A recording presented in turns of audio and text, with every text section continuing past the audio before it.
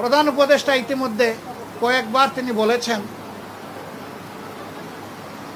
নির্বাচন তিনি দিতে চান এই বছরের ডিসেম্বর থেকে শুরু করে আগামী বছরের জুনের মধ্যবর্তী কোনো এক সময়,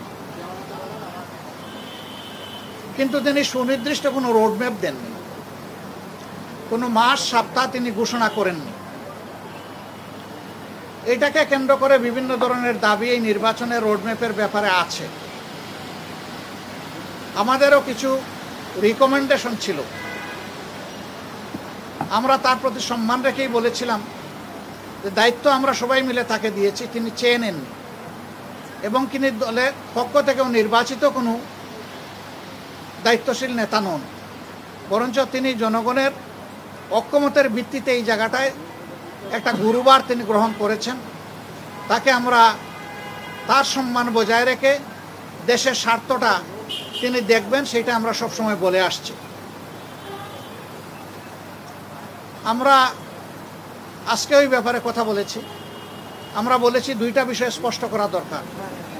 একটা, নির্বাচনটা কখন হবে, আপনি যে সময়সীমা দিয়েছেন এর ভিতরেই জনগণের কোনো ধরনের বড় ভোগান্তি না হয়ে একটা কমফোর্টেবল টাইমে এই নির্বাচনটা হওয়া উচিত আমরা মনে করি।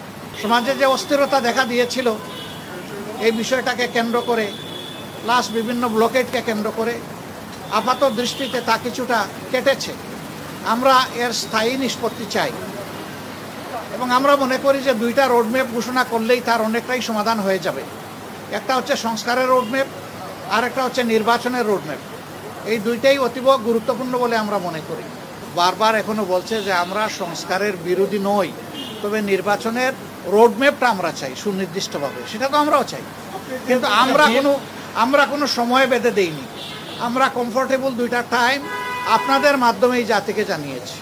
যদি সংস্কার শেষ হয়ে যায় তাহলে ফেব্রুয়ারির মধ্যভাগে এটা হতে পারে, আর যদি সংস্কারের ভিতরে শেষ না হয় আর একটু সময় লাগে, এরপরেই যেহেতু রোজা শুরু হয়ে যাবে, রোজার পর হতে হবে, তারপরে এটাকে টেনে লম্বা করলে কোনো সুষ্ঠু নির্বাচন করা সম্ভব হবে না।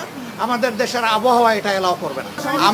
আমরা কারোই কোনো পদ্ধতি চাইনি এবং এই সময় আমরা যখন ওই রকম প্রয়োজন অনুভব করব তখন আপনাদের মাধ্যমে জানাই দেব। উনি ডেকে এইটুকুই বলেছেন, দেশ আমাদের সবার, আমি অবশ্যই অর্থবহ সুষ্ঠু স্বচ্ছ একটা নির্বাচন দিতে চাই, আমি যেনতেন কোনো নির্বাচন দিতে চাই না।